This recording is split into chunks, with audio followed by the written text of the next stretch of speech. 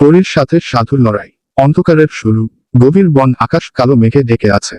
হঠাৎ বাতাস থেমে যায়, চারপাশে অদ্ভুত শীতলতা, দূরে বজ্রপাতের আলোয় দেখা যায় এক ছায়ামূর্তি, শ্রী সাধু।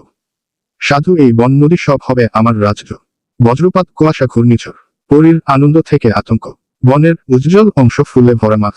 পরী প্রাণীদের সাথে খেলছে, হঠাৎ কালো কুয়াশা এসে ফুল শুকিয়ে দেয়। পরী, কি হচ্ছে? আলো হারিয়ে যাচ্ছে কেন? ফুলের শুকিয়ে যাওয়া পাখির আতঙ্কিত ডাক। প্রথম দেখা। নদীর ধারে খোলা জায়গা। পরী আর সাধু মুখোমুখি হয়। সাধু ত্রিশূল উঁচিয়ে ভয় দেখায়।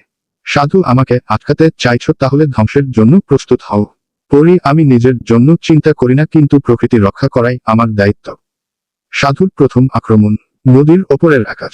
সাধু কালো আগুনের তীর ছোড়ে, যা নদীর পানি ফোটাতে থাকে। সাধু, এই আগুন তোমার আলোকে গ্রাস করবে। আগুনের বিস্ফোরণ, পানির ফোটাফুটি। পরীর আলোর ঢাল। নদীর মাঝপথে। পরী আকাশে উড়ে গিয়ে হাত তুলে উজ্জ্বল আলো দিয়ে আগুন থামায়। পরী, আলো থাকলে অন্ধকার টিকতে পারবে না। আলো ঝলকানি, পাখির উড়াউড়ি। সাধুর ফাঁদ। বনের গভীরে কালো অংশ। সাধু কালো জাদুর দড়ি ছুঁড়ে পরীকে বেঁধে ফেলে আলোর শক্তি কমিয়ে দেয়। সাধু, এবার তোমার আলো চিরতরে নিভে যাবে। দড়ির শু শু শব্দ, অন্ধকার ঘনানো।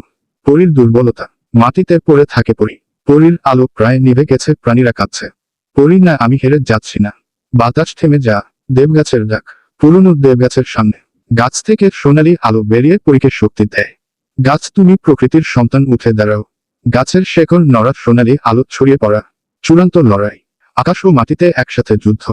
পরীর আলোর বল বনাম সাধুর কালো আগুনতিরও বিস্ফোরণ হয়। পরী, এবার শেষ হবে তোমার অশুভ শক্তি। বজ্রপাত, বিস্ফোরণ, উজ্জ্বল ঝলকানি। পরীর বিজয় ও শান্তি। সূর্যালোকে ভরা বন। সাধু ধোঁয়ায় মিলিয়ে যায়, ফুলের রং ফিরে আসে, প্রাণীরা হাসি খুশি হয়ে ওঠে।